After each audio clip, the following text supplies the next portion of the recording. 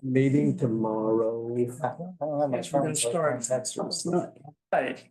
Time now is 6:35. I will call this regular meeting of the Port Lavaca City Council to order on this Monday, March 10th, 2023. Now ask everyone to please rise for the invocation. Or deliver an invocation for us. Yes. Father, let's pray. Father, we do for you now. Seeking your guidance and your direction, Father. Thank you for the blessings that you have extended to us in this nation, our freedoms. Lord, I just ask that you continue to protect it from those that might seek to undermine it. Where we failed you, ask you to forgive us, Father. Ask that the decisions that we make here tonight would be in accordance with your will and under the guidance and direction of your Holy Spirit. In Jesus Christ's name we pray. Amen. Join me in the pledges of allegiance. I pledge allegiance to the flag of the United States of America and to the republic for which it stands, one nation, under God, indivisible, with liberty and justice for all. The Texas flag. Honor the Texas flag. I pledge allegiance to Texas, one state, under God, one and indivisible.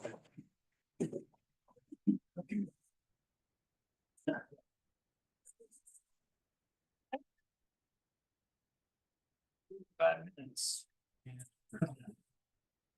We got a long agenda.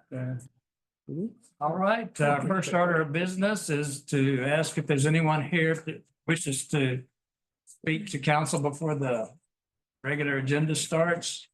We have 2 people signed up. Jesse Cortez. Jesse, you want to come up and speak to council?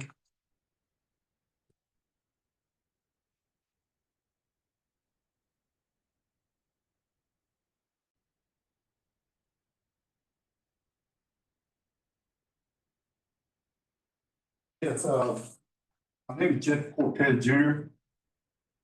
I was born here in Port Lavaca 72 years. And I just want to bring up some things for the city council. I got different numbers. Put speed bump on 3rd Street and Leon. During school time, your vehicle to slow down. Some speed from somewhere speeding over 30 to 40 miles an hour. They're going to hurt somebody or kill somebody. And will be the city fault. Because they don't put signs or put speed bump there on school zone area, like other city that I've seen. I took pictures. Also, city needs to put, I already talked to Ms. Weaver earlier, but the city needs to start putting speed bump around the city. Like on 3587, Loop 1090 around. But there's too many check breaks going around town. And I hear them all night long. And nothing's being done about it. They need to pass a law on that. Also, the street department needs to cut some of the tall grass around the city that's been going on for years. They haven't done nothing about it, especially on Broadway and the alley. Never been cut by the city. And also, the city needs to put street sign around town. We talked about that, me and Ms. Weaver. They're missing. The street department and commissioner are not doing their job. I will start going through the city and write down everything that needs to have street signs. Also, if the city can't put signs of speed, well, the speed trap, what I'm trying to say, they need to put one right there by my house on 3rd and Leon by this blinker light. They need to put up one with a camera. Because if there's no officers there, at least the speed trap will take a picture of the license plate. And also, they need to put in, city needs to put it in the wave or send letters to the people. Other company contractors, law enforcement, EMS, fire department are not putting their lights on when it's raining. I'm not saying all of them, but I've seen them. When it's raining, foggy, misty, getting dark, that's why accident happens.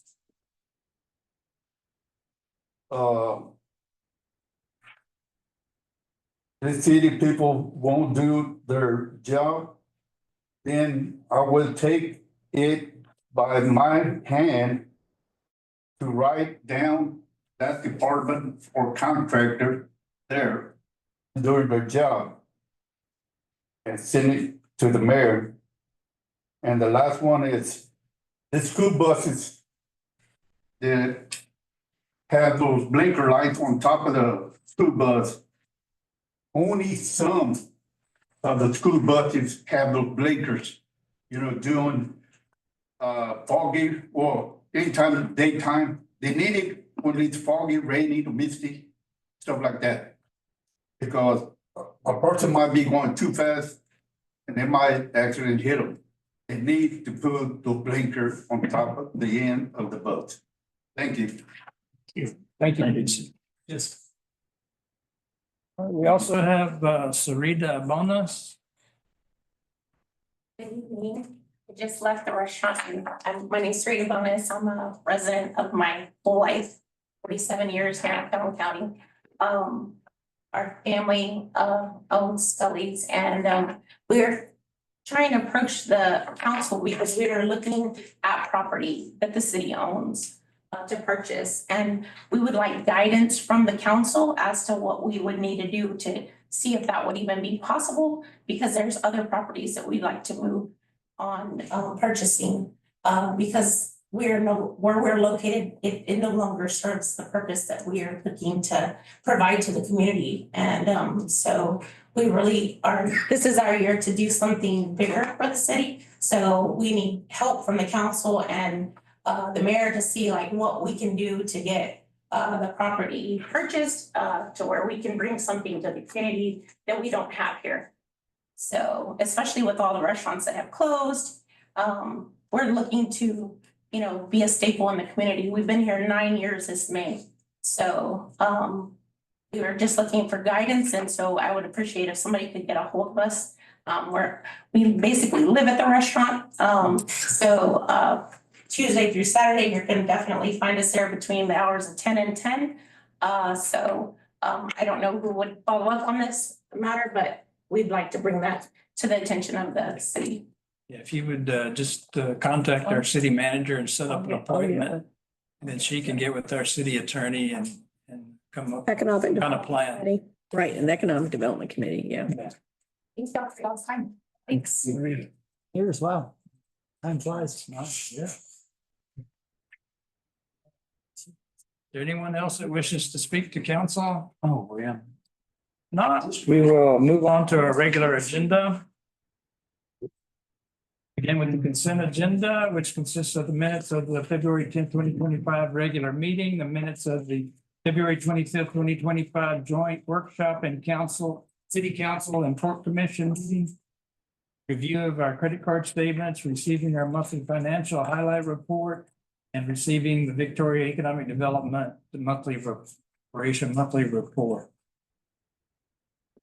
I'll move. Second. Here. Hey, Dave, you did. So we have a motion and a second approving the consent agenda as presented. All in favor, say aye. Aye.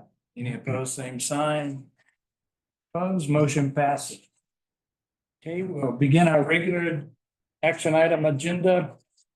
Agenda item number 1, Consider the request of the Harbors Children's Alliance and Victim Center for closure of streets adjacent to 215 West Railroad Street for the annual hosting of the Celebrate the Child Picnic on Saturday, April 5th, 10 a.m. to 2 p.m. Streets to be closed are North Benavides from the rear of the Library Drive to West Railroad and West Railroad from North Benavides to North Ann Street. Make a motion that we close those streets. Second. Motion in a second. Colin, did you have anything to add? Not really. The same closure as we have I out don't have any problem. Do it. Right every Just year. come on out and good time with them. We do it to Tanya also, so it's okay.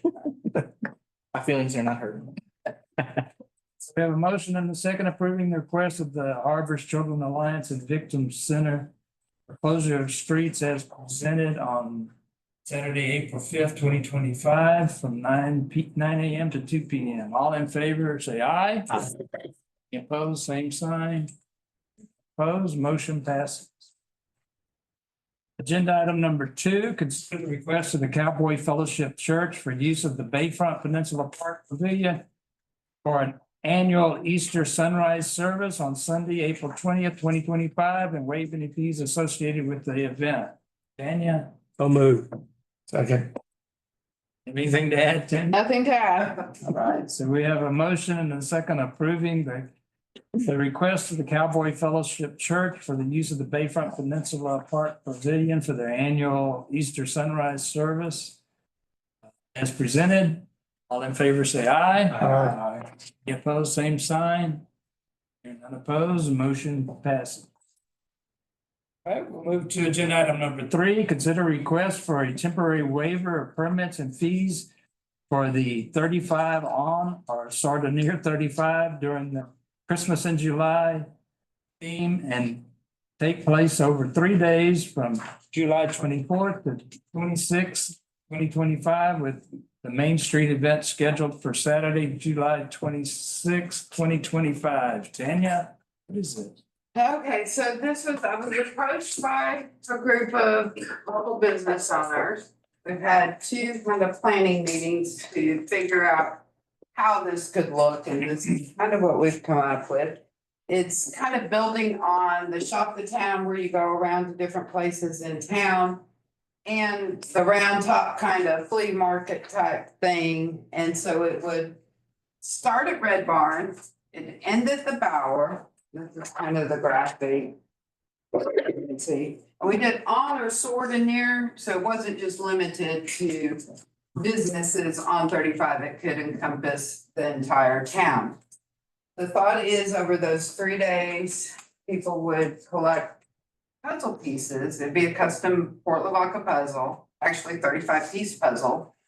And they'd pick up their pieces, and in the end, they'd have kind of a commemorative Port Lavaca puzzle. There'd be some awards for people that complete the puzzle at Bayfront Beach that night. The reason we chose July 26th is July is a little bit slower in our business community. That's the Christmas in July part. July 26th, there's not another event, and there's not an event currently scheduled at the Bower, which is one of the very few days that we don't have booked on a weekend. And so what we're asking is a waiver of the peddler permits for participating vendors, so we could have some vendors in the Red Barn parking lot. We could have vendors inside the Bower, outside the Bower. I know there will be some vendors at different businesses, different parking lots around town. But our peddler's fee is $100. It's a little hard. So any vendor would be able to participate. Any vendor would be able to participate in. I make a motion that we Well, there's more. Yes, the other things we're asking for is a waiver of garage sale permits, because that could come into play too if, let's say, Grace Episcopal decides, they want to do a church garage sale that weekend, we would add it to the little map, that type of thing. Waiver of the Bower Community Center fees. And we thought, since we're gonna try to attract people to town, let's try to attract them to Lighthouse Beach RV Park. and do a $35 discount, everything's based off the $35. The $35 discount on a stay of 3 days or more during that week. It would only be on the overall stay, not per day. So that's what we're sort of asking for. Okay, so I'd like to make a motion to approve the 35 on or sort of near 35 Second. event. Sounds really good. Very clever. With With the the waivers, motion together. with the waivers. Waivers. That's all. Good idea. 4 waivers. So we have a motion and a second, approving the waiver of permits and fees for the 35 on or sort of near 35 during the Christmas of July program that will take place from July 24th to July 26th, 2025. With waiver of peddlers permits for all participants. Waiver of garage sale permits for the participants. And waiver of Bauer fees. And 3 days. A $35 $35. discount. $35 discount for the 3 days of the event For a 3-day at stay. the city RV park. Mhm. Okay. How the motion should be. That's exactly how it should be. All right, so we have a motion and a second. All in favor, say aye. Aye. Any opposed, same sign. None opposed, motion passes. Get in. We'll move to agenda item number 4. Consider appointment or reappointment to members of the Recreations and Park Board to fill an expired term and or begin a new term. Jody? Mayor Council, Bill Reagan has been a valued member of the Parks Board for 1 or 2 terms. I don't remember exactly, but his term is expiring at the end of, or actually expired at the end of February. And he has requested to be appointed to the Recreation and Parks Board. He has submitted a letter of interest that's in your packet. There are no term limits established, and the full term is for a period of 2 years. So moved. Second. Second. So we have a motion and a second approving the appointment of Bill Reagan as a member of the Recreation and Parks Board. 2-year term. Yes, A new 2-year a new 2-year term. term, yes. All in favor, say aye. Aye. Any opposed, same sign. You're not opposed, motion passes. Right, we'll move to agenda item number 5, receive certification of the city secretary that the candidate for the council member single district number 4 position in the May 3rd, 2025 general officers election is unopposed. Okay, Mayor, Council, this is my certification that District 4, the District 4 election, which is a single district, is unopposed. And I'm asking you to accept the certification. May accept the certification. Second it. All right, we have a motion and a second to receive the certification of the city secretary candidate for council member single 4 position in the May 3rd, 2025 general officers election is unopposed. All in favor, say aye. Aye.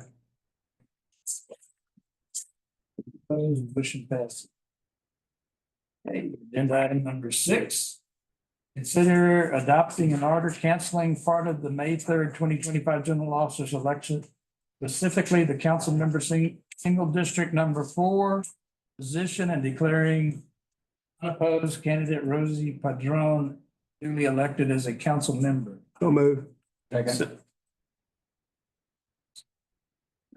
Second? You're right. Thank you. A motion and a second adopting an order canceling part of the May 3rd, 2025 general officers election. Specifically, council member single district number 4, and declaring candidate Rosie Fadron duly elected as a council member. I do have the order, that you can sign afterwards. She will not get, she's duly elected, but will not get her oath until. Elections are over. After the. Okay, we'll move into agenda item number 7, consider resolution number R-031025-1E of the city of Port Lavaca to appoint election judges for the city's general officers elections held on the uniform date of May 10th, 2025. Mandy? Yes, Mayor, Councilman, these will be the same judges that worked for us last year. So they are experienced judges. We'll have Agustin Rojas Jr. as the presiding judge, James Delgado as the alternate judge, Michael Moeller for the presiding judge for the early voting ballot board and the central counting station, and Mary Lou Tharlin as the alternate judge for the early voting ballot board and the central counting station. Move. Okay. Okay. I might add, in this resolution, it also states what the election workers are being paid. And I was under the impression, the 22nd through the 29th is early voting of March. Of It's April, in April. April. In April. I'll get you another schedule for the early. I've gotten one that you gave us, but I thought it was 22 through 29 March, April. No, it's April. April, and then May. It's always very shortly before the election. Any faster? No. You just, But- get it done, Jim. Okay, So get the motion in a second. I did, okay, so I was gonna tell them. What we're paying. Okay. Is The hourly rate for the presiding judges are $12 an hour and the election workers are $11. If an alternate judge works as even though they're judges, if they work as a worker, because the presiding judge is there, they'll get $11. Kind of like paid like So what city does the council county, members and what does the county pay? Are we in line with them or? I think the county pays less than that. We've been paying this rate probably for the last 10 years. no increase in those 10 years. Well, I didn't ask for that on this one, but I'm sure that I can fix it up if you want to pay them more. budget to do it. Service, something. I know it's kind of like There's city usually- council. There's usually enough money in the budget. We We'll do don't that. more, but Put that in the motion for next year. okay, Yeah. we can, that's fine. I just wanted to point out that this does include the rate of pay for them, Oh, okay. okay? Sounds good. We have a motion and a second. Yes, sir. Approving resolution number R-031025-1E. The city of Port Lavaca to appoint election judges for the city's general officers election to be held on the uniform date of May 10th, 2025. All in favor, say aye. Aye. Opposed? Same sign. And none opposed, motion passed. All right, we move to agenda item number 8, consider resolution number R-031025-2 of the city of Port Lavaca declaring April 25th as Fair Housing Month, April 2025. April 2025. Oh, excuse me, April 2025, the month of April. Yeah, this is a standard resolution declaring April as Fair Housing Month that we do each year.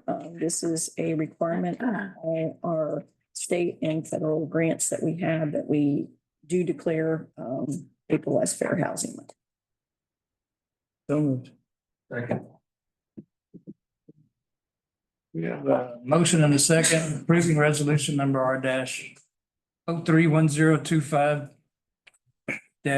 two of the city of Port Lavaca declaring April 25th as Fair Housing Month. All in favor, say aye. Aye. Any opposed, same sign. None opposed, motion passes. Move to agenda item number 9, consider resolution number R-031025-3 of the city of Port Lavaca authorizing signatories for the Texas Community Development Block Grant Program. Jody? Mayor Council, we have been awarded a 2024 Texas Community Development Block Grant from the Texas Department of Agriculture. This will be for sewer improvements on LaSalle Street from Live Oak to Austin and on Trinity from Main Street to Center. This resolution is to establish the signatories for the all the legal documents associated with the grant.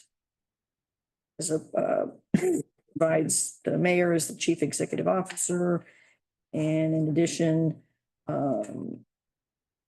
the city manager and the finance director are also authorized to sign certain documents. Second. Daniel, just a second. I was gonna say, it was Tippit. We both said it. Just faster. Okay, All right. we're given to Justin. We have a motion and a second approving resolution number R-031025-3, the city of Lavaca authorizing signatories for the Texas Community Development Block Grant Program as presented. All in favor, say aye. Aye. Any opposed, same sign. None opposed, motion passes. All right, we'll move to agenda item number 10, consider resolution number R-031025-4 of the city of Port Lavaca to reaffirm required Texas Community Development Block Grant civil rights policies. Jody? Mayor Council, when we voted to make this application back in 2022, council did vote for certain a resolution regarding the civil rights. So what this resolution does basically just reaffirms what was already approved previously, because we're required to have something that's dated So move. within the last year or so. We have a motion and a second approving resolution number R-031025-4 of the city of Port Lavaca to reaffirm the required Texas Community Development Civil Rights Policy that is presented. All in favor, say aye. Aye. Any opposed, can sign. None opposed, I think. No, Yes. no, I'm not opposing. You're in favor. I'm with you. So. You just didn't hear me when I Opposed, then clattered. motion passes. All right, and we move to agenda item number 11. Consider resolution number R-031025-5 of the city of Port Lavaca to renew the application of the Texas Department of Housing and Community Affairs to continue participation in the Home Investment Partnership Program, homeowner reconstruction. So move. Second. Okay. Can I explain what it was? I mean, it's a program that we've been involved in for many years. This is to re-up the program. Again, we state that we're keeping about $40,000 available in our budget to pay for things that then will be reimbursed to us. Just real quickly, that our current cycle, we're working on 2 houses. And they're both getting to the point that hopefully soon we'll be actually reconstructing. If you remember the last time we went through, we had like over 50 applicants, 30-ish were declared eligible. And so it's my understanding that once we start on the next round of home program, we will just start with that, what's left over that list, and start going down that list, as opposed to going back out and soliciting new applications. By way of adding to that, one of the houses that we built over in Lynn Haven on Travis Street. The place looks awesome. I mean, he's really taking care of it. It's really, I think a good example of what we've done here in the city, and they really appreciate it. And when it comes to budget this year, we can look at this and see if we want to budget additional funds and maybe try to do, another, more than two houses, 2 or 3 houses next Great. time. So we have a motion and a second to approve resolution number R-031025-5 of the city of Port Lavaca to renew the application with the Texas Department of Housing and Community Affairs to participate in the Home Investment Partnership Program homeowner reconstruction as presented. All in favor, say aye. Aye. Any opposed, same sign. Opposed, motion passes.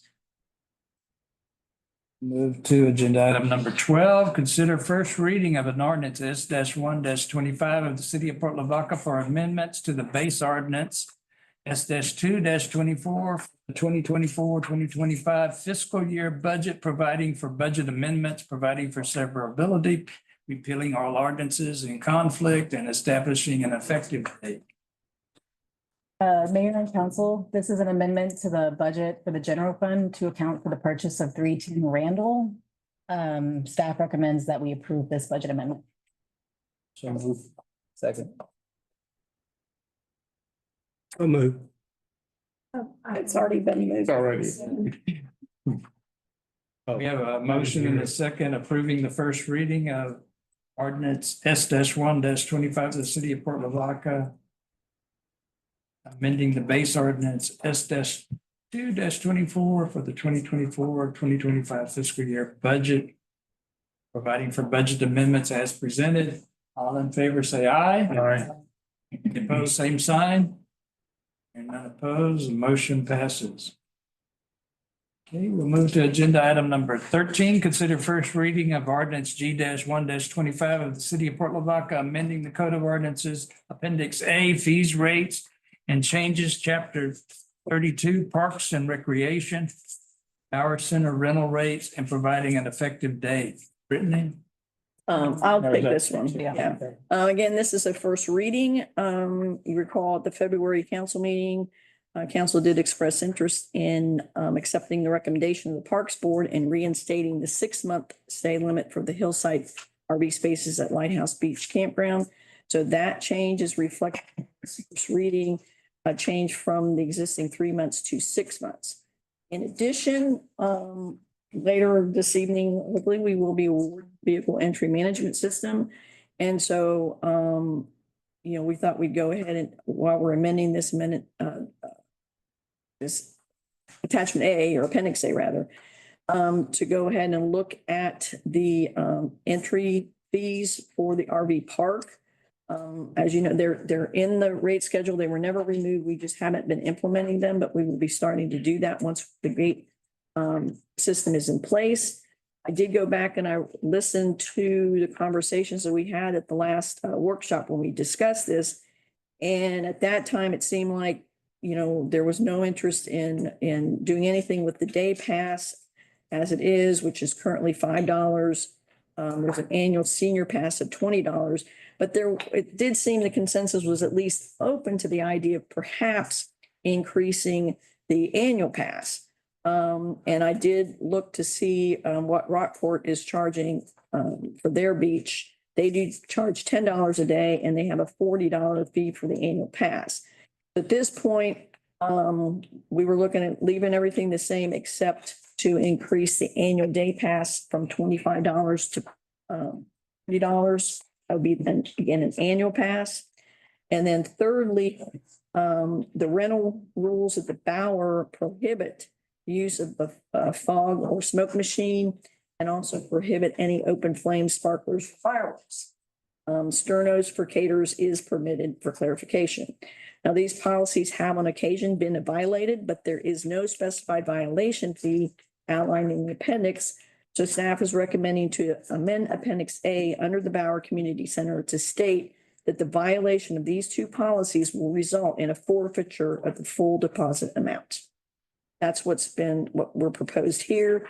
Again, it's only a first reading. Whatever changes y'all would like to recommend to bring it back for a second reading. So we don't do anything on this. No, we pass it as is, or if you want to make changes to the first reading, and then we'll bring it back with the changes for the second reading. Thank you, Mr. Tippett. Don't ask me, because I'm gonna vote against it. Well, to me, I like the fees that you got there for the beach. They all look pretty fair to me. I guess if you break the rules at the Bower, you lose your deposit. How much is a deposit? It depends on, What you're renting. Tanya, how much is if it's for the whole site, it's like, If it's the whole, everything, it's $1,000. If it's on the weekend, it's less. If it's like a weekday, because typically you're not having your larger events, you're having your more business types, so it's $750. and actually it is in your packet on page 93. Yeah. Oh, okay. But why no smoke machine? What's wrong with the augers? I think it's a residue and It leads to, well, there's two things. One kind sets off smoke detectors, so that ends up Yeah. with the fire department. But the other is they leave just a residue all over it, and it's hard to clean up. Or Wayne can probably talk a little more into it about the cleanup involved when. Leaves a sticky residue on the tables and the guys spend more time cleaning the tables than they do cleaning up the Bower. The walls get yeah. dirt. Are we not, we marked out the 2,000 on both Oh, area 3. oh, that one, I forgot to put that in the memo, I guess. What that is, no, we're adding, or clarifying the, that has to do with the pavilions. I apologize, I did not include that in the memo. That was housekeeping on park rentals. Yeah, talk about that. Here is right now, the bayfront is broken up in the rate schedule as 3 different areas. You can rent the large pavilion, you can kind of rent that entire area with the large pavilion, small pavilion parking area, or you can rent the entire park. So we're proposing to raise the large pavilion rental to $200, which would now match what we charge for the Lighthouse Beach pavilion, as well as, along with the Lighthouse Beach rental pavilion, asking for a deposit for that, which we haven't in the past. So we asked for a deposit for Bayfront, but we don't for Lighthouse Beach. We're just kind of making those more Trying to get consistent. And then keeping the rate for that one little section that has both pavilions, but doing away with the $2,000. It basically is the entire park, and to do anything in the entire park, we're gonna bring it to council anyway. It's typically gonna be a city event or something like that. We're not gonna just rent it to somebody that wants to have something down there. It's in close to the park and all those other things. So that, we were just kind of taking that off right there. What about city, down at the Memorial, Military Memorial? What is for the big pavilion there? Do we? There's not a pavilion there. There's not a pavilion down by the memorial. We talked Oh, about. no, I know, but on the other side there, the big one. Yeah, That's that's the the, Nautical Landing. Well, that's area 1. Yes, that's area 1. that's area 1, yeah. And area 2 would be the big one and the small, I know, and the zigzag. area in between that whole little section. Area 2 includes both the big pavilion and the little. Pavilion. Correct. Yes. Right, One is just the big pavilion. just right. Nobody rents just the small pavilion. It's not set up to rent, just. Rent the one that. Okay. Have a rate. That's big. Small pavilion. Oh, They don't. Typically that we've left. Lighthouse Beach. It's, First come. that's what's here for And $200. that way, if the large pavilion is rented, somebody could come use the small pavilion Okay. unless somebody's rented the entire area. I'll make a motion, we approve the rate schedules. Second. I'll make a motion that we change just You can't, Day Mike, pass. there's a pending motion. You gotta, This is first reading. You want to make we changes have a to the motion rates? second, would you like to? I didn't realize it was- What would you like to discuss? Yeah, just the $40 increase for the annual pass. We talked about it in the finance committee and, I mean, I felt 25 was fair, but can we go with that? What do you guys think about that? You're not making millions on the day pass, but you are getting a lot of people through there if you keep it cheap. Can I amend my motion or should we just vote it down? Yeah, you'd amend the motion. Amend the motion I made to approve the rate schedule as provided, except for changing the annual day pass back to $25. I like that.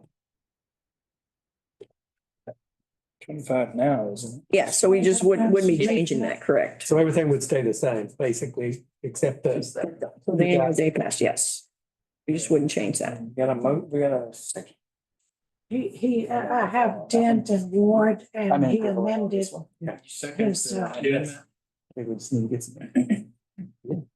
So we have a motion and a second Yet. approving the first reading of ordinance G-2-25 of the city of Port Lavaca, amending the code of the ordinance codified and described in the city of Port Lavaca's code of ordinance.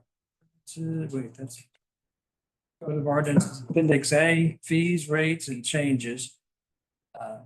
And we will keep the annual pass at the Lighthouse Beach same at $25. Everything else is approved as staff presented. All in favor, say aye. Aye. Any opposed? Same. Aye. Opposed. Awful quiet there, Mr. Chip. 4-1, so the motion passes. Paying the taxes, that part paid for over and over by taxpayers. We'll move to agenda item number 14. I'm sorry, it was off. It came on, I don't know. Right. Get to hear your ringtones. I have, it's close.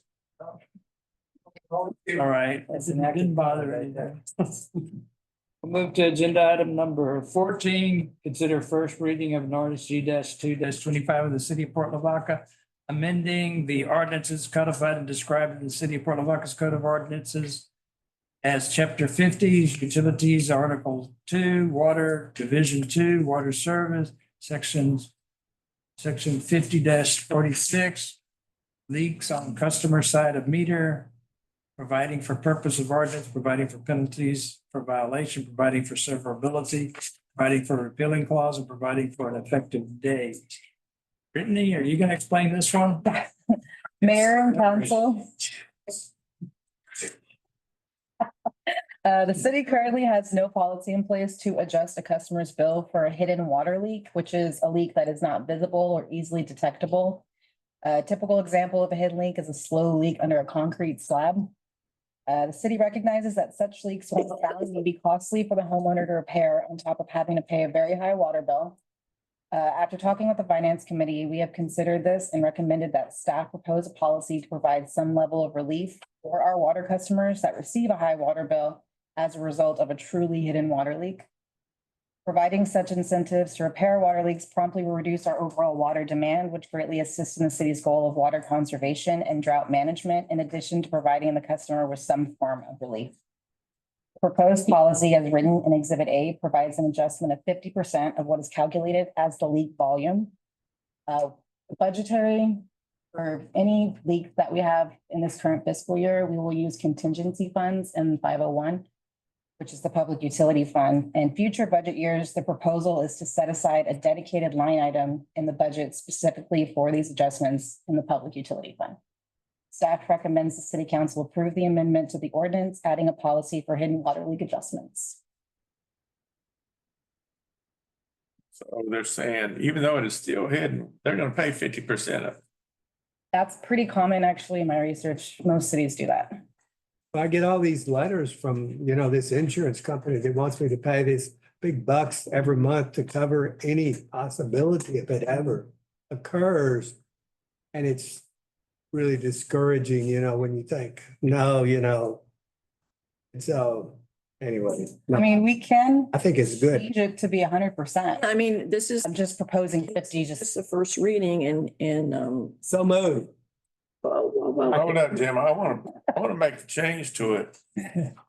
I'd like, on the truly hidden water leaks, I'd like for the city to pay 100% of it. Okay. Do you already waive the sewer on it? Well, No, because it actually went through the sewer. You're saying, sewer, I mean, yeah, sewer's a different animal and I mean, that would be adjusted separately because sometimes if they're on sewer averaging, it would matter. Right, because they're not getting charged for their sewer usage anyway. Will it kick their sewer usage for the following year, though? Only if it happens, if it were to happen in Okay. November, My mom, December. it happened. But I think there is language in there that we would, if that was something known, we would be able to exclude that from their average.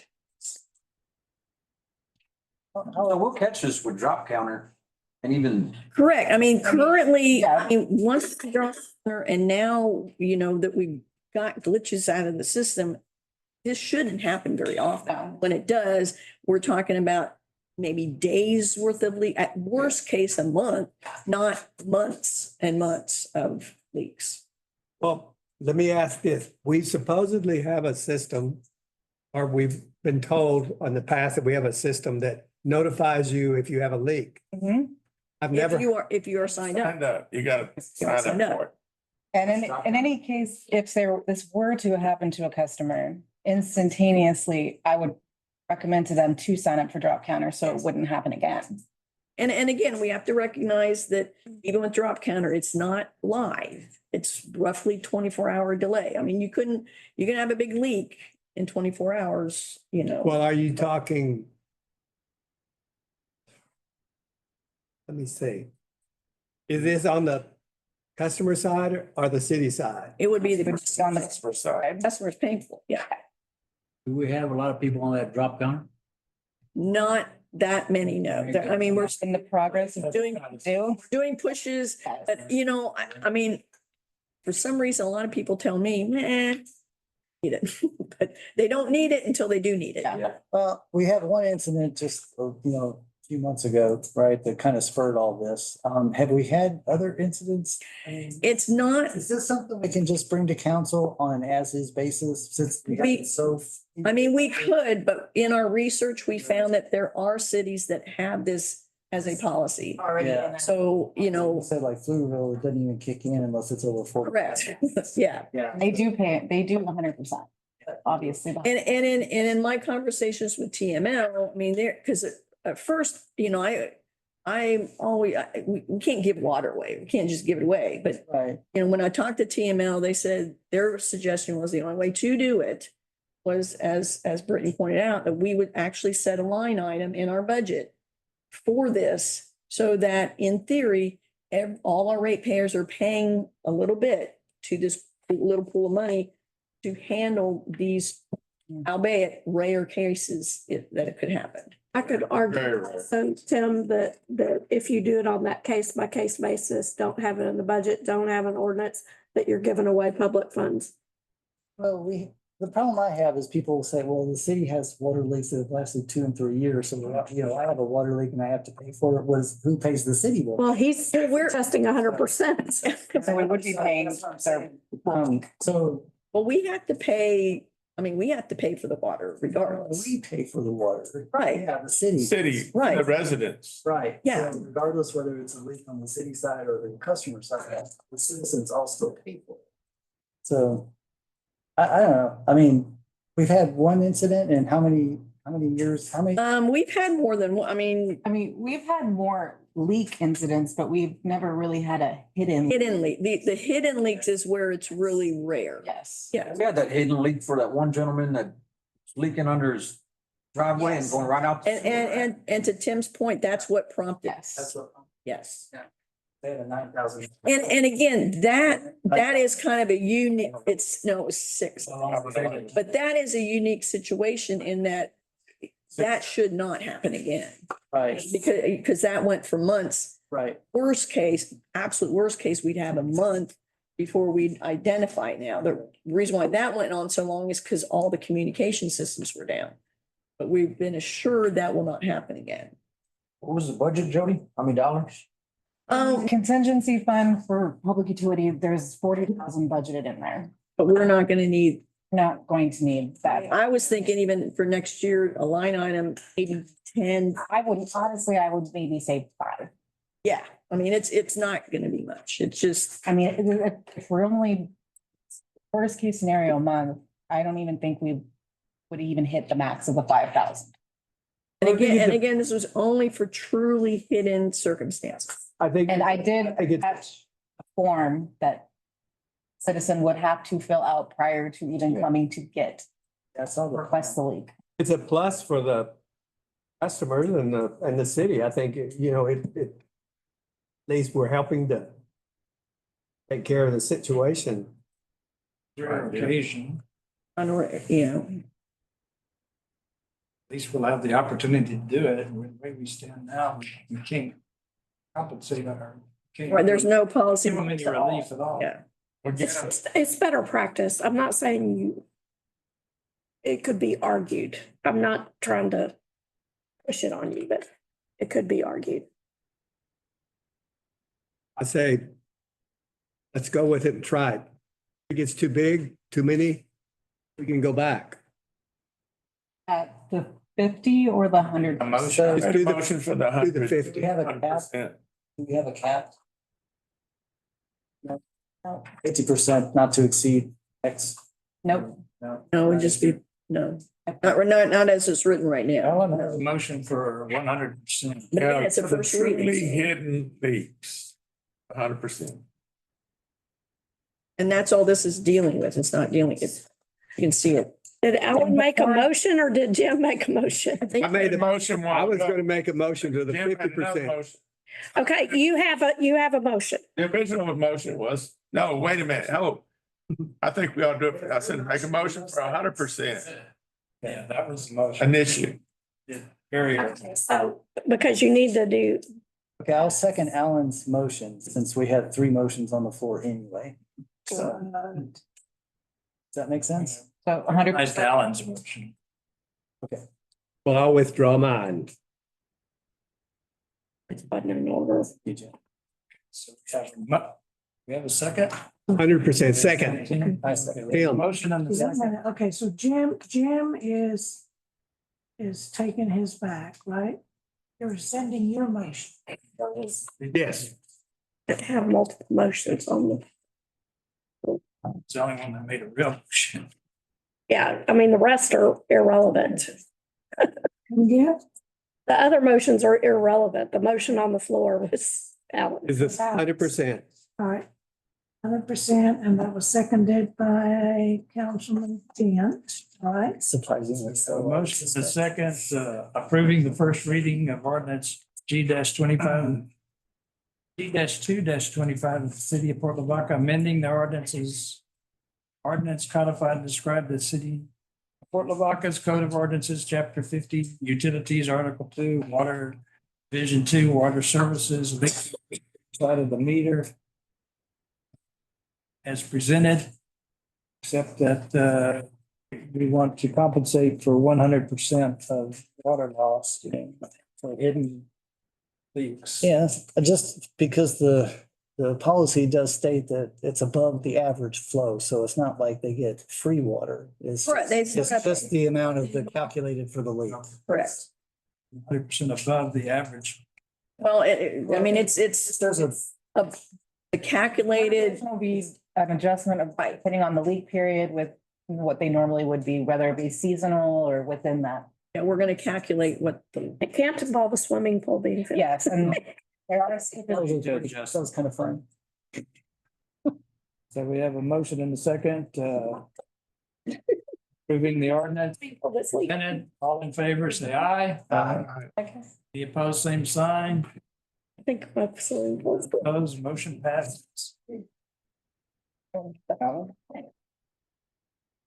Move to agenda item number 15. Consider approval of the replacement of a 15-ton gas heater and air conditioning unit for City Hall. I will take this. Derek had a health concern, so he is not able to be here this evening. In the past couple of months, City Hall's been having issues with our rooftop unit that's over at the northwest corner of the building. That cools and heats the area, the main foyer area, women's bathrooms and offices along Virginia Street. Derek had visited with a service technician, and following items needed to be addressed. The heat exchangers needed replacement. The compressor will soon need to be replaced, and years of high winds have resulted in the coils being damaged by sand and debris. If I remember right, that unit was put in 2005-ish. A rough estimate to replace the compressors alone was $10,000. The other additional repairs could result in cost greater than a new unit. Effective January 1st of this year, the EPA has mandated that all new RTUs be manufactured using a new type of refrigerant that cannot be retrofitted to existing equipment. Installation of RTUs with the existing refrigerant will be allowed to be installed until January 1st, 2026. Refrigerant will also be allowed to be produced until 2037. The new refrigerants are classified as low flammability.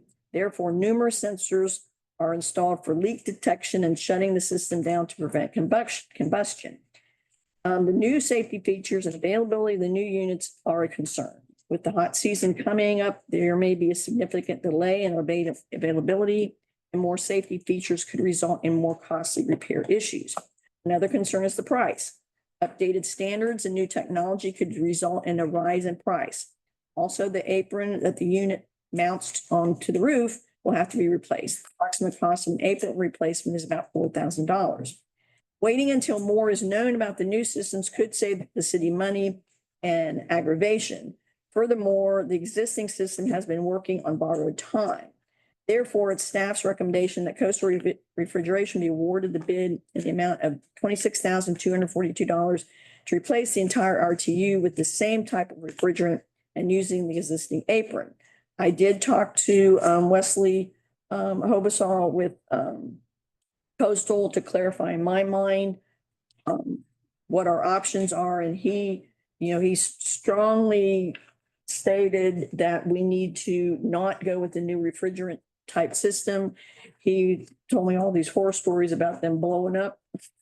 And he said there is no concern about being able to continue to get this refrigerant over time. He's convinced that at some point EPA is going to wake up, or somebody's going to wake up, and they're going to kind of change these anyway. So we've got an opportunity right now to replace that using a non-flammable refrigerant, I guess. And so this is just over the limit that I can authorize. We would be taking this out of contingency. So the new refrigerants are high or low flammability? No, the new refrigerants are flammable. They're technically, it says low flammability, but they're still flammable. They're higher than. More. Make a motion, we approve the recommendation Let's go with it. of Coastal Refrigeration. Already had a motion. Is that a second? I didn't hear it. My hearing aids are not working too well tonight. One question, you get them to spell out the warranty, kind of like Josh did at the.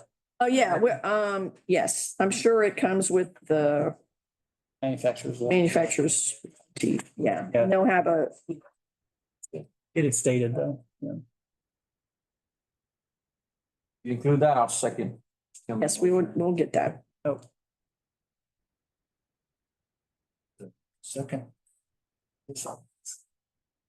We have a motion and a second approving the replacement of the 15-ton gas and heating and air conditioning unit for City Hall as presented.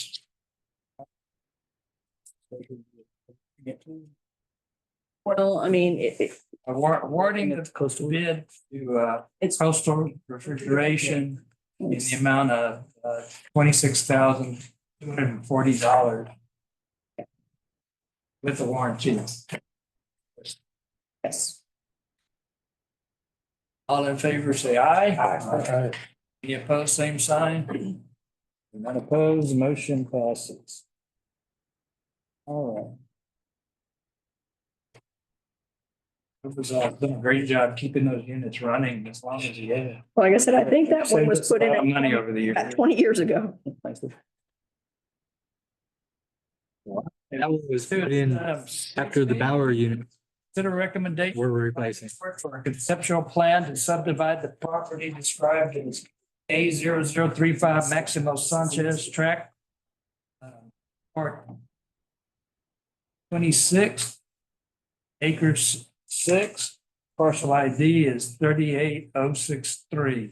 Jody? Again, this is just a conceptual plan, that was, submitted. A planning board has recommended approval of it. Where this is located, it's on the north side of Independence. It is essentially right across Independence from where the Housing Authority is looking at bringing in, building the new housing authority in the coming years. The Villa Apartments are just to the east of here. Again, Independence is the road that we're constructing right now. They wanted to bring this as a concept. One, again, for approval, but then also to make council aware that this development they're looking very seriously at doing this development. And the issue that we're going to have is with sewer. And so they are looking at options. They're talking to some of the other people, developers in that area that are considering developing and whether they do something on their own or they try to partner with somebody. Bottom line, gravity sewer is not available for these lots. They're going to have a lift station. And Have they talked to Jimmy Shelton? That's one that they're going to be talking to as well. But, this may come up in, some of our economic development discussions. If in fact, we've got several that are in fact ready to go, they may come to us for at least some participation from the city to help with sewer. But again, this is just a preliminary concept at this time. But I'm sure that we'll be looking at having discussions with them regarding the sewer. So it differs from our future use plan, like it looks like a neighborhood is what they're trying to. Yeah, I mean, this is, which I think is really what, Independence is looking to do. I think here, even on the south side, the future land use plan shows commercial, but clearly a lot of that is multifamily existing now or being proposed for multifamily. This would be probably, medium density, I guess, residential. Like duplexes? No, these aren't duplexes. I don't believe these are Single family, single family homes. okay. Oh, really? A small one. Kind of like over by the nursing home where they put that one street. Yeah, I mean, this is just, my understanding was they were single family homes. Yeah.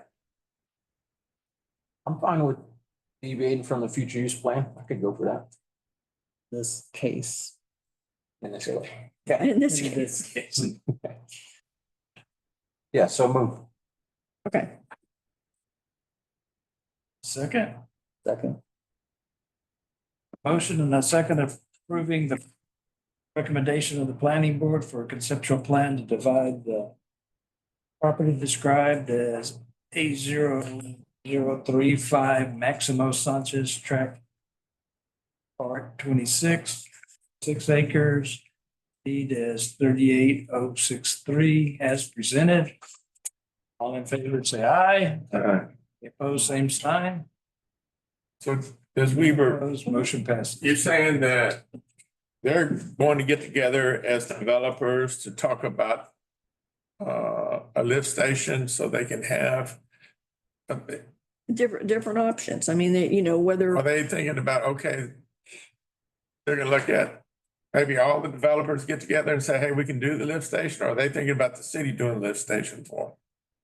They would be, I mean, they are looking at what it's gonna take. Are they interested in working together to have one lift station that they would all drain to and then pump someplace else?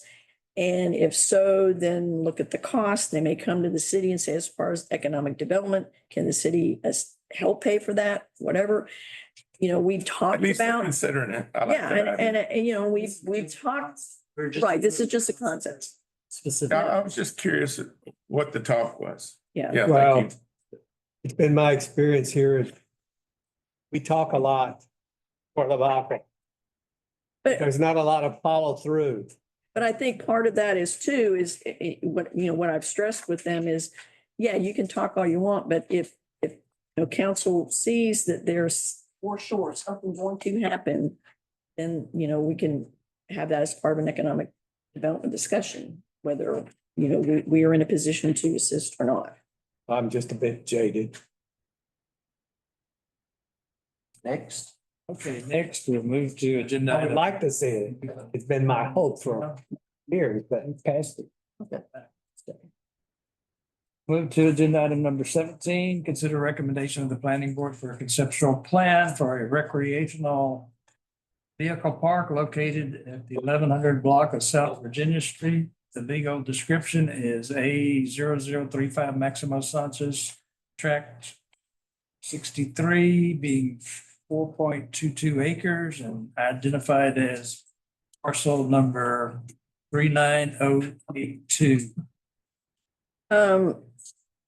This was recommended by the planning board to deny. Is for an RV park off of FM 1090. The future land use plan, the only place that identifies future RV parks is actually off of Henry Barber Way. This, I guess it's showing the current land use is shown as multifamily or high density residential, I guess, actually, density residential. It basically, planning board denied this primarily Did they have because it a, was not. did they have a discussion about doing the tiny homes concept and not doing the RV? I think that was mentioned, but I was not at the meeting. I know I had mentioned that to, Good, that's Derek. with the concept. yeah, I mean, that would That would be, an option. I mean, so I'd be open to that conversation Yeah. because that's more in the spirit of the land use map, kind of like the one we just talked about before. Was not exactly, but it was in the spirit. And I don't know, is anybody here tonight with that RV park off of Virginia Street? Because I know they were trying to get a hold of them to let them know it was going to be on the agenda, and I don't know if they were able to get a hold of anybody because I don't believe they attended the planning board meeting either. They didn't, okay, so Was that a- interested there. Is that across from Raymond Butler's place or? It's, yeah, kind of. Yeah. That wooded area there. In that curve. It's not in the curve yet, so. No, I know, but I'm just saying that if you start at the curve and come back this way, there's Raymond Butler's. And then there's Mike McGuire. Mike That's McGuire. around, that's farther down. Yeah, this is further north. This, yeah. A little bit north of his. Yeah. And here they have a park and then one of the was a tiny home addition. And so, Tiny home addition, would that be good in that area? well, it'd be more consistent with the use of the area, since tiny homes are kind of coming in. Is that part of the future land use plan, tiny home? Not specific. High density density. residential, yeah, it could be. I don't disagree also with putting an RV park over there. So I guess I'll make a motion that we deny the request based, as per the. As recommended. Zoning committee. Second. But, maybe just have a conversation with them about, Yeah. there may be other opportunities. So we have a motion and a second, Second. Daniel. Thank you.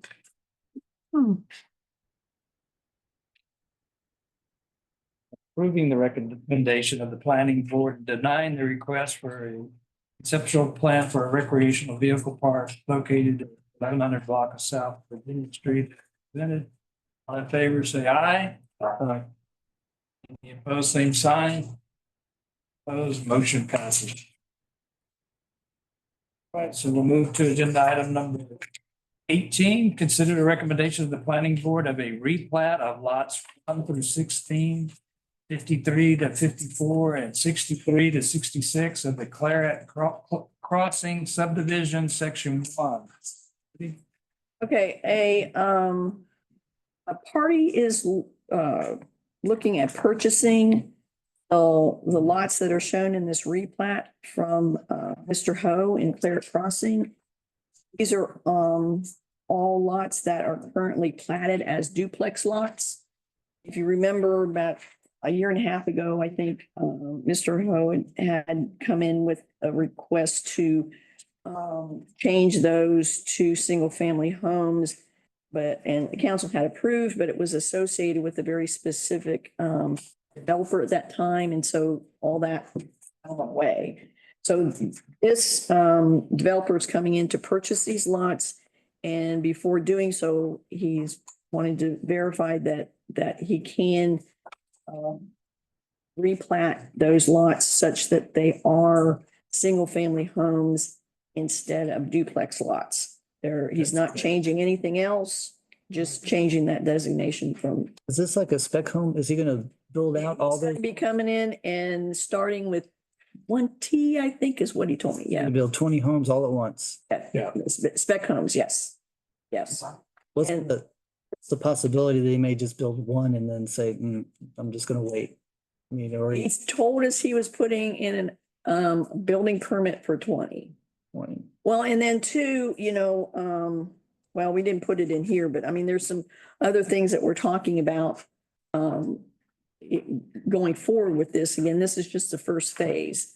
And I guess you could put some conditions on it, but I mean, he is talking about, if he does come in and build, at least 10 to 20 at a time, what kind of economic development we might be able to offer for that. Is Like it, they did over at, Right.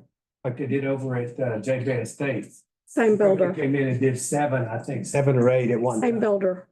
same building? Okay. And it's the same, yes, it is the same. Are they asking for economic development? What we have talked about is he's asking what was available. Now, of course, we already have a 380 agreement on subdivision. The infrastructure. He had talked about is that if they are in fact going to do, a number of homes at one time, we could waive the building permit fees and Derek could do that work and not through Derek. Did we hear this? I know when they were, Or was it, Do what? we had this discussion last month? Was that a different builder? Or is- Haven't had this discussion. No, I mean, that's some of the stuff that we were generally discussing Maybe that's it. in very broad terms when we were talking to VDC Okay. about, various tools we might have available. That was one of them. And also, again, there's the possibility if they, did decide to get all their lumber or whatever here locally, there's, possibly local sales tax to look at. How does this work then with the rebate that we gave? That was all for infrastructure. He's gonna get that back until he's paid in full. Okay, all right, so the taxable value of these homes goes in, but they're not for. That, it has, so that was done back. I mean, that's gonna, I mean, when they go up, then he's gonna be getting more. get paid back. Because he gets a certain percentage of whatever we collect in property tax subdivision. For a Yes. period of 50 years. Well, I mean, we've we're already in the third or fourth year, but yeah, Right, Eric Ho? It's not 50 years, is it? that's the maximum.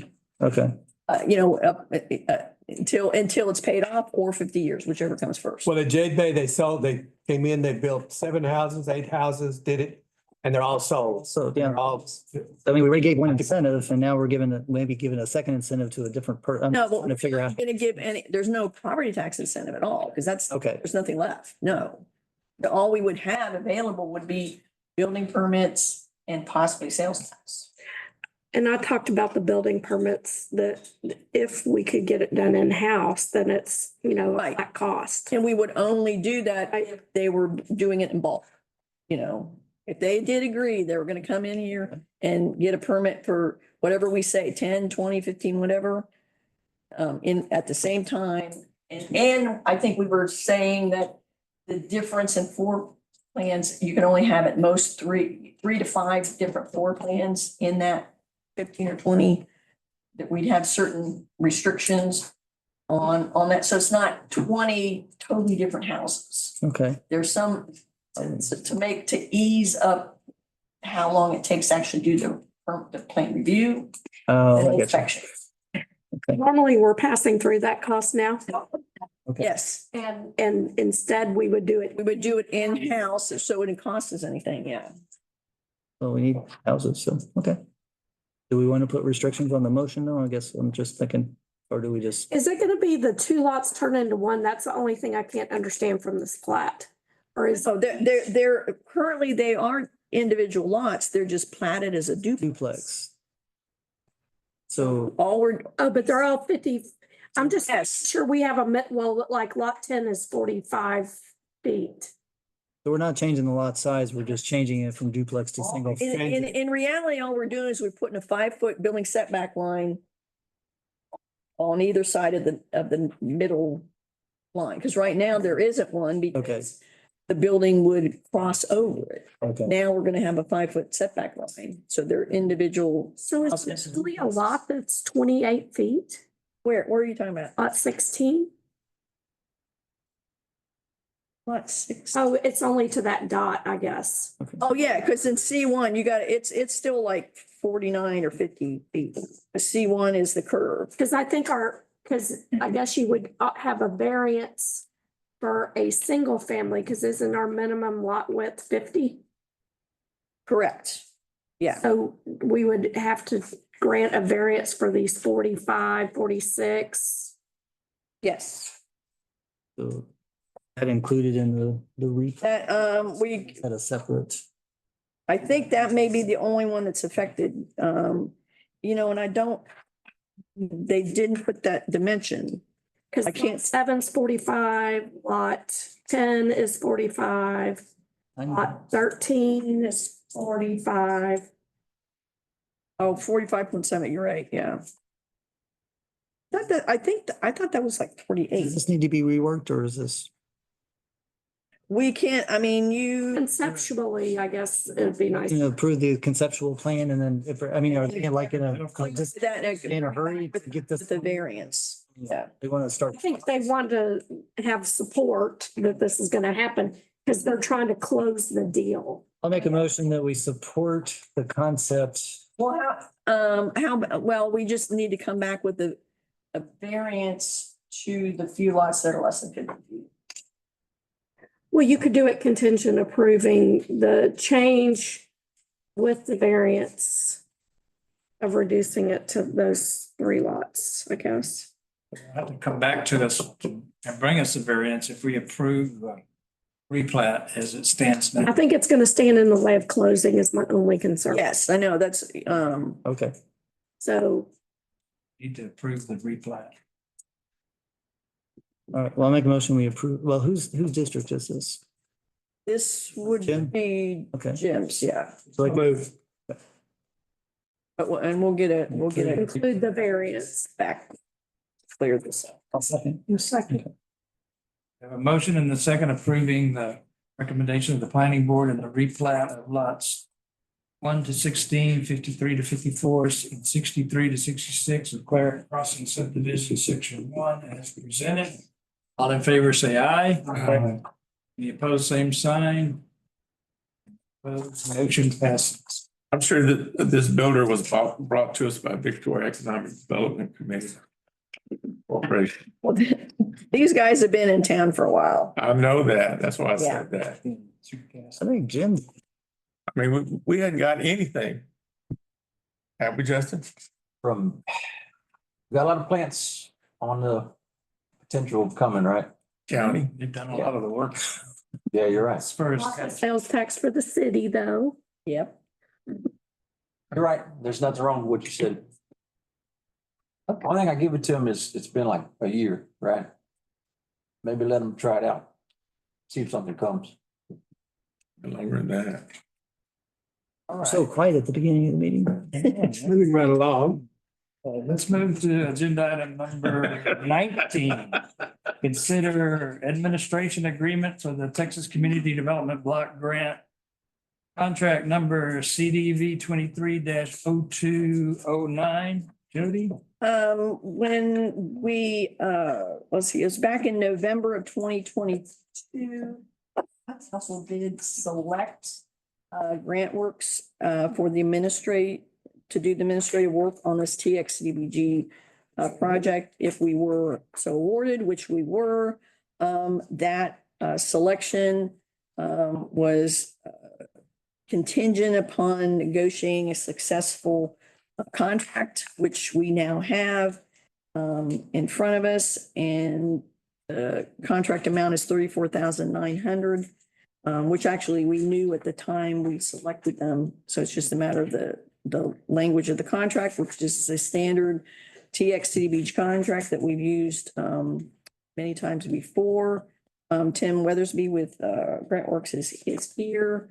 If we've got any questions, but staff's recommending approval. So move. Second. All right, we got a motion and a second approving the administrative agreement for the Texas Community Development Block Grant Contract Number CDV 23-0209 as presented. All in favor, say aye. Aye. Any opposed, same sign. Opposed, motion passes. Thank you for being here, Tim. All right, we'll move to agenda item 20, consider engineering agreement for the Texas Community Development Block Grant, contract number CDV 0209. Jody? Again, this, back in November of 2022, council did select Urban Engineering as the engineer for this project, should we be awarded, which we have.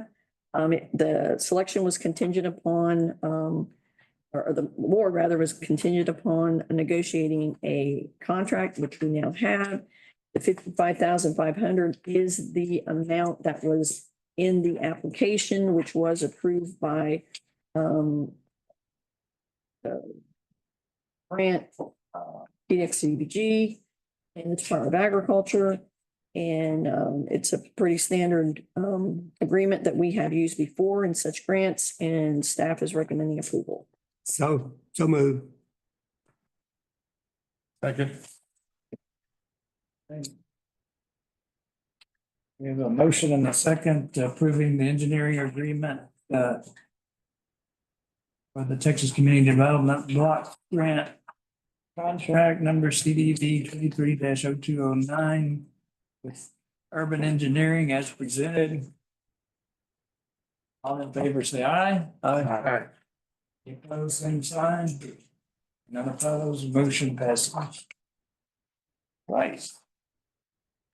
And item number 21. Consider professional service agreement between the city of Port Lavaca and Avenue Insights for local hotel occupancy tax field audit services. I believe that one's Brittany. Mayor and council, we have been utilizing Avenue to conduct our hot audits since 2012. I believe that they've been aiding the city in making sure that our hotels are being accurate in their tax filings and identifying any non-compliant businesses. The amendments have essentially expired, so they're requiring that we completely sign a new agreement. It'll be for 3 years and then automatically renew for 1 year, 2 one-year terms. These funds are already budgeted in the hotel occupancy tax fund. Essentially, we budget for $250 for each hotel motel that we have, and then $2,000 for each hotel that we decide to audit each year. And we can audit more than one. It's essentially up to us. Staff recommends that we approve this agreement. So move. A motion and a second approving the professional service agreement between the city of Port Lavaca and Avenue Insights for the local hotel occupancy tax field audit services as presented. All in favor, say aye. Aye. Any opposed, same sign. Not opposed, motion passes. Okay, we're at agenda item number 22. Consider the award of a construction contract for vehicle entry management system for Lighthouse Beach Park. Jody? I'm gonna let Wayne take this one. Mayor, council, in past discussions, we had talked about collecting revenue back at the Lighthouse Beach RV Park. In those discussions, it was noted that the city doesn't have the resources nor the manpower to man the kiosk gate, and it wasn't efficient in collecting funds anyway. So we went looking for an automated option. I solicited bids and I got one bid. The price came back to where we were forced to put it out for a bid because I only had one quote, and by quote, the thing policy, I couldn't do anything with it. So we advertised for bids on February 12th, and we received one bid on February 27th. This, however, wasn't budgeted. We do have,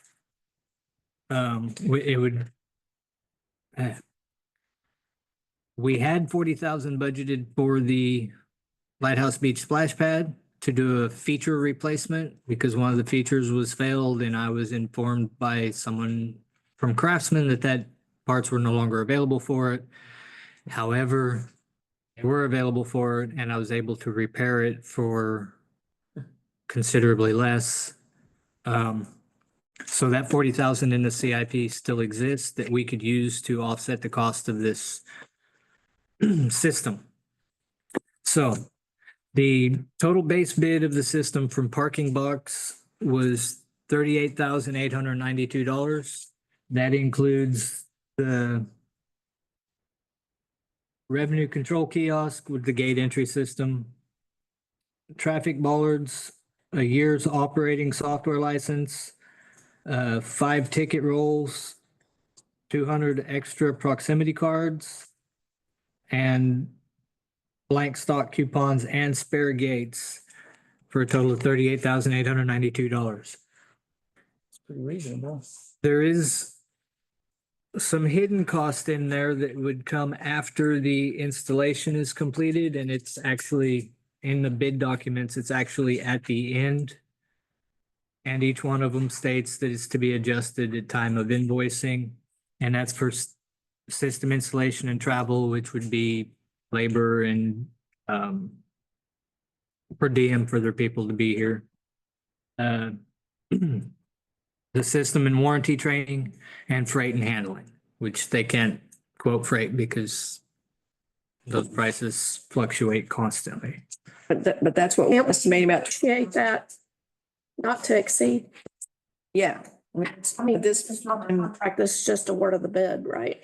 Yeah. How does the day pass and the annual pass work with this? It'd be programmed into it. And they just show their card or something? They'll go up and if for the day pass, they'll swipe their credit card, pay their $5, and it's 24 hours from the date of purchase. If it's an annual pass though, how do The annual pass, there'll be an option like when you go to a car wash. Do you want to pay by the annual pass or the monthly pass or whatever they offer? You'll choose that option, pay the money, and then it'll give you a printout of year to date. And there still is a way they could pay here for an annual pass and they get, I forget, I know there was options we talked about. It would be, that's what the cards are for. Yeah. Is it a QR thing? They just show every time you go in there, or? It's like a swipe card that or RFID card that you just put up against the. If you pay for the annual pass at the gate, you actually get you get an actual card No, you'll get a coupon that has a code that you just enter in. each time. Is there a backup in case power goes out? Or they work without power? They don't. Yeah. We don't have backup power at the RV park. So nobody be able to go in and out. He's gonna put a solar panel with a battery backup. There's manual override or you can lift them. Is there a screen that might get the sun damage it or anything? It's protected. So what keeps somebody from giving their code to somebody else? Unfortunately, Okay, and that's, if you have the card, then you need the card. yeah. $3,000 a year for the subscription to the software? Yeah. Credit card fees, so they're accepted. Keeps on. That would be. I don't know the That, now to the finance. yeah, I guess I could look into that one. Not really sure what the language would be on a parking box. So tonight we're approving the proposal, but not the contract. Is that correct? Correct. Approving the proposal and giving the mayor authorization to sign a contract. What are you asking for? Probably bid out. What are you asking for? I mean, it was. It was bid out, but without unknown numbers for installation. Well, the numbers are on here. How much is Yeah, how much is the cost of land of software? estimated to be around $12,000. Okay, okay, He's not saying- to exceed. In addition to. 3,000 a year? You know, the 12 for the people who come and stay. Yeah. That's what their pricing here says. So yeah, we can award not to exceed the 38 plus 12, 38. The expected other, I mean, do we have an idea? It's itemized on page 13 of the bid. 13, okay.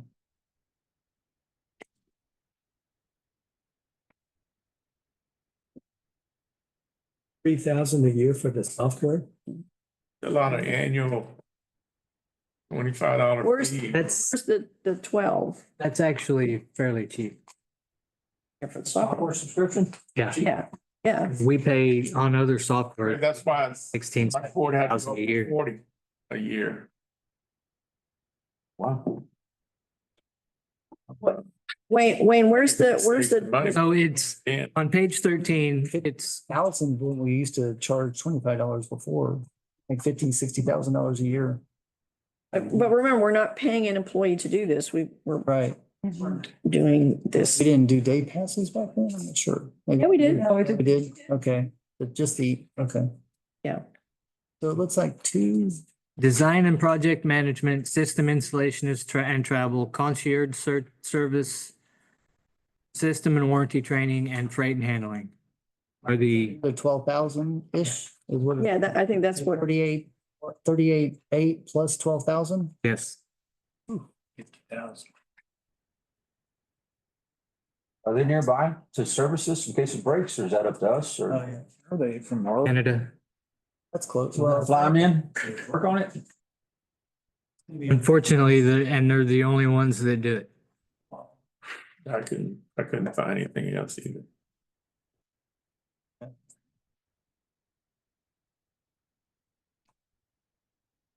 I'll make a motion, we approve the proposal, the authority for mayor to sign a contract and never exceed of 15,000 or not to exceed. Yeah, that's fair. I'll second that. The additionals not to extend people. Approve the 38. Plus 38,892. I mean, that in itself is not unreasonable. Yeah. I don't. The bid came in cheaper than the original quote. The original quote was 46, Yeah, okay, and then you rebid it. Same company? same company. I feel The only I wonder who they difference- were scared of. I want to know that company. Let's get it before the tariffs go kick. No, it's already kicked in, so Oh, no, they got a month delay. no, 25% be added onto that. 6. So. Okay, so we have a motion in a second. We do. A motion in a second approving. That was Justin. you, are we first, second? I second. I second. Yes. Have it now. We have a motion in a second approving the award of a construction contract to Parking Box Corporation for a vehicle entry management system for Lighthouse Beach in the amount of $38,892. With additional costs not to exceed $12,000. $15,000. Well, we want that gate bad. Sounds like it pays for itself. If you make the money back in a year, Less than a year. But we should keep stats on that to see how it's doing. Oh, yeah. Yeah. As presented, bid does not include any of the software. Or Yeah, first year's worth of software. 1 year of software. But yeah, it's something we will have to rebid after that re-budget. So we have the motion and the second. The vehicle industry management system as presented, And authorize the mayor to sign, right? So we don't have to come back. authorizing the mayor to sign the contract. So all in favor, say aye. Aye. Any opposed, same sign. Aye. It's gonna cost us more than what y'all think. And it- There's I don't know how many people be driving through that gate and just, oh, we gotta get somebody down from Canada to fix it again. Oh, again? Oh, again? Now, the maintenance of that sort of thing, we will do in-house when we're getting extra parts for repairs. There's a camera there, so they're gonna be looking for your license plate. Okay, so motion passes. I won't be driving through it. The agreement is awarded as Moving along. presented. All right, we will move now to agenda item number 23, consider award of a construction contract for the Smith Road Sidewalk and Bike Lane project. Jody? Okay, council, mayor, as you recall, we budgeted a total of $500,000 for street CIP this fiscal year. $275,000 was earmarked for Smith Road project and $225,000 was earmarked for the Schoolie, Henry, and Benoit rehab. After getting into the detailed design for the Smith Road project, staff and the design team realized that Smith Road, which was constructed in 2005, had not had any pavement sealant applied on it in its 20-year life. Therefore, we added a bid item to apply a microsurfacing sealant over the entire pavement from Highway 35 to Texana Drive. Obviously, the cost for this microsurfacing was not considered or included when the $275,000 budget figure was established. Now, to establish a bike lane basically simply involves applying new paint striping along with a few signs. That being the case, it would not be smart to spend the money to establish a bike lane without first spending dollars on the needed sealant maintenance on an existing pavement. In your packet is attached the bid tabulation. Staff Concrete, who has done work for us before, is the low bidder. Using the unit prices in his bid, I presented 4 different scenarios for council's consideration in awarding a construction contract for this project. Now, scenario A would be to construct only the sidewalk work. We do not do any of the bike lane work. We would do that later. The contract award would be $185,613.79. Scenario B would be to add the microsurfacing to the entire pavement from 35 to Texana and restrike the road as we had planned we would, allowing the bike lane designation and signage to be done in the future. That would be $408,022.99. Scenario 3 would be to construct the entire project, sidewalk work, pavement, microsurfacing, restriping, and bike lane designations. That's $428,952.99. Scenario D is the same as C, except we would just delete the sidewalk work on Smith Road from where the current sidewalk ends at the north side of the Chinese church up to the Bay Vista. Available funds. Again, we had budgeted $275,000 for this project specifically. The engineering contract was $50,600. So the remaining CIP funds that have been specifically earmarked for Smith Road are $224,400, which is adequate to award scenario A. Now, Public Works has budgeted an additional $225,000 for Schoolie, Henry, and Benoit. Now, Wayne had come up with this dollar amount as an overall project cost if the project were an engineered design and contracted out. But he and the Public Works crews have been able to reduce this cost significantly by reclaiming the payment and making improvements to the ditch drainage systems in-house. This work is still ongoing, but he's estimating that the total materials needed for the project will be in the neighborhood of $40,000. So there is potentially 185,000 of budgeted CIP funds that could be used for the Smith Road project. And would allow an award of scenario B or D. Now, if even under that scenario to award the entire project, we'd still be dipping into reserves by about $20,000. I wanted to give you an idea of the the need for the project based upon responses that we received from citizens. This was back in 2023. We took a survey of the citizens in Bracalo Estates, J Bay and Bay Vista. You can see their responses for people that would support and utilize the construction of a sidewalk and utilize bike lanes if they were provided, and whether or not they actually do walk or bike to Lighthouse Beach on occasion. In all cases, it seems like the majority overwhelmingly said yes, they would support. Now, another thing to think about, we do have $200,000 budgeted this year for our seal coat program. And we have been looking at this micro surfacing method to seal Mariemont as part of this year's seal coat project. Again, these are hot mix streets, so we hesitate to just go in there and put a normal seal coat because what was a nice, smooth, hot mix street then becomes a bumpy seal coat street. These micro seals are much, much smaller aggregate, and so it's going to, maintain a more smooth surface than it would otherwise be with a larger aggregate.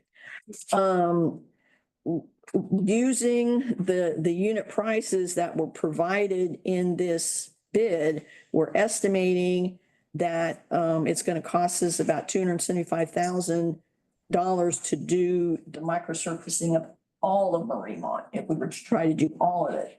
But it occurs to us that the subcontractor for this project, if awarded to staff, they're planning on using a company called Intermountain Slurry Seal. Some of you may have talked to them at TML. We've talked to them several times. And that's kind of who we were looking at, but unfortunately, they're not on any, purchasing cooperatives. So we do have to go out for a competitive bid, and we've been kind of working on that. This kind of helped kick it into high gear because now I've got some information that Civil Corps has already done some homework on to help in preparing a bid package. But it just occurs to us that if we get busy here and go ahead and put this big package out soon, I mean, it's possible if they were able to be the low bidder, and there's not many in the state that actually do this work, that they might be able to come in with a better price if they were, planning on being able to do both of them at the same time. It's not a possibility. Anyway, city staff would like to see an award to staff construction for the entire project in the amount of $428,952.90. With plans to prepare a bid package for the Mariemont microsurfacing project in the next couple of months. However, we understand if council would prefer to keep the project within the $275,000 that was specifically budgeted for this project. In that case, city staff recommends a contract award of scenario A, which again is just the sidewalk work for $185,613.79. And then we will propose to budget for the microsurfacing and the bike lane work in fiscal year 25-26. Just to keep in mind, we do have other hot mix surface streets that were all, kind of done in the 2000-ish era that we need to start thinking about for budgeting microsurfacing over the next few years. That would include Village Road, Jennings Dance, Cheese, Davis, Oak, Tiny Browning Boulevard, and then I failed to mention Oak Roads in that as well.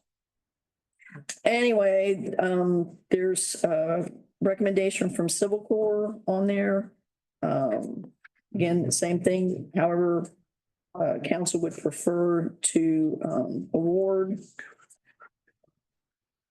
They checked all the math. I think there was one error that they corrected in staff's bid that's been corrected and reflected in the numbers that I gave you. Is this our first bike lane? Is this our first bike lane? This would be our first legit bike lane, yes. Jody, do I understand this correct? We already have 200 in the CIP for seal coat, right? Yes. Then we got Wayne, you saved 185. Thank you. That's great work, by the way. And then we already had 275 in budget for this project. So we're not spending extra money. In fact, we're still saving. I mean, yes, it's budgeted funds. It's, it's not how we had originally envisioned it, but I mean, it is within budgeted. Except for the 20,000. Yeah. Except if you do the whole thing, right, we would technically, right now, we would be about 20,000 short. But you might be able to knock off some price on the slurry and make the difference. Yeah, we would save money if we got this bid out there in time is mobilization. That is what kills us. Right. Be Yeah, confident you'll that's a get the big- 185. You'll save that. Yeah. Okay. They're near finished with that area over there and we're currently only 22 in. That's impressive, man. Good job. Yeah, that's good. So stereo C and D, what little piece of sidewalk are we not be doing? There was, if you look on the north side, At my house. it's not 160 square yards. Only reason why I even brought that up is because it is the more expensive section of sidewalk because we have to add a curb and gutter to it too. So And it's an area just where the Chinese church's sidewalk stops. If you keep going to get across from Nice. Bay Vista. Oh, it's where the fence is, where they put the white picket fence. Yeah, but I mean, Ranch fence. Does it just go into nowhere? I mean, I thought- yeah, it's just instead of, like, if you're coming from Oh, yeah, that's, from Bay Vista, right now, you'd have to kind of catty corner across the street to get to the sidewalk in front of the Chinese church. If we built the whole thing, you would go straight across the road to the new sidewalk and then walk down to the Chinese church. Well, I'm just taking out that little. So as Jim says, if we're gonna do it, we should do it right once. Yeah. Right? it's gonna be a sidewalk right next to a fence. I'm kind of ambivalent on the bike path. I don't know where the fence is, but Bike path, I would the fence should be on the. see option two. Okay, while you're heading down Smith Road, the sidewalk was going to be 5 foot wide. 5 foot wide. It's on the right side or left side? It's on the Brook Hollow side, Brook Hollow State side. And there is, So that fence there is pretty, how wide is Like a it? ranch fence. well, it's right behind the curb. I mean, it's right Smith behind the Road. curb. And that was just put there to keep people from driving into his property and dump. Yeah. For most property. Yes, for most of them. That's because people were driving through there, But crashing in. I mean, I would think it's at least on their property line. It's not on right behind the curb, is it? No, Okay. back away. Bike path is on the street, right? Yes. Yes. Just we're I not, want to pass it around. It doesn't show the fence because it's not there, but that's what they're talking about. And we have included a crosswalk. We have included stop signs and a crosswalk at Jade Bay. We have this broken down like fence at the end of the road. It's really kind of, So that would break up Smith Road. I know there's a lot of concern with people speeding down Smith Road. There would be a stop sign at this. Jade Bay now. Oh, the stops. Go through. And that's so we have a crosswalk. This is. I'm kind of excited about this project. Whose district is this? Jim's. Yeah. So the bike path, is that something that people really want? That's the only, I'm hesitant about it just because of the fact that you rarely see too many people around here riding a bike. Now, the sidewalks are being used all over town. And I think that's a plus because of the fact that, I see people out here walking a lot. But as far as riding bikes, we have a lot of bikes that ride down that road to go down to Lighthouse Beach. Yeah, I can see that. So the only reason the bike path is so expensive is because we have to put the seal coat first. Now, Yeah. is the condition of that street such that it's gonna need a seal coat in 2 years? Yeah, I mean, Yeah, it's due, same as Marima. it's way overdue. Yeah. I mean, it was built in 2000, it's 20 years old, right? We put it in 2005, right? And that's, is that Yes. And in theory, those things are supposed to be sealed every 7 to outside 10 years. I mean, we're way overdue, but I mean, it's held up well. The only reason we're looking at this type of seal over it is because when you flail the stripes off of a street, the stripes still exist. Drive down any TxDOT highway that they've restriped and you can see the old stripes. And we really don't want that in our community. So how much are we actually paying for just the bike? Well, I mean, it's not It's much. just paint, right? Right. I mean, it's between, the difference, Sign. like $20,000. Really, it's between scenario B and scenario C. I think it's really nice, even if it's just designated a bike path, to have that width. We have a ton of walkers. See, That won't necessarily use the sidewalk because it's 5 feet is really. I mean, basically, the extra expenses, we're gonna go in there and restripe the stuff, so it's new paint. And then it'll have, the bike lane insignias a few places. I like the idea that we're starting to maintain our streets in a regular routine way as opposed to haphazard way. So if this is just changing the order of a few streets, I mean, I'm good with scenario C. And what I I was, think that the fact that there's so many people that are out walking, and if they're riding bikes, then it would be a plus, especially for the area, because so many people walk down that road, both coming and going, and I've seen as many as, lady pushing a stroller and she has one kid walking with her and she's carrying one, and you're thinking, you're walking Smith Road. 3 dogs. Yeah, so And then you sidewalk is, so the sidewalk for sure. For sure on the sidewalk but I do know that a lot of people walk down to the Lighthouse Beach. Okay. So like that crossing, that's where there's been a couple of people that were concerned about crossing 35, but there's not much you can do. Well, they are redoing that. We're gonna do 200,000 a year for 5 years to catch up, or what's your? yeah, that's what my goal is.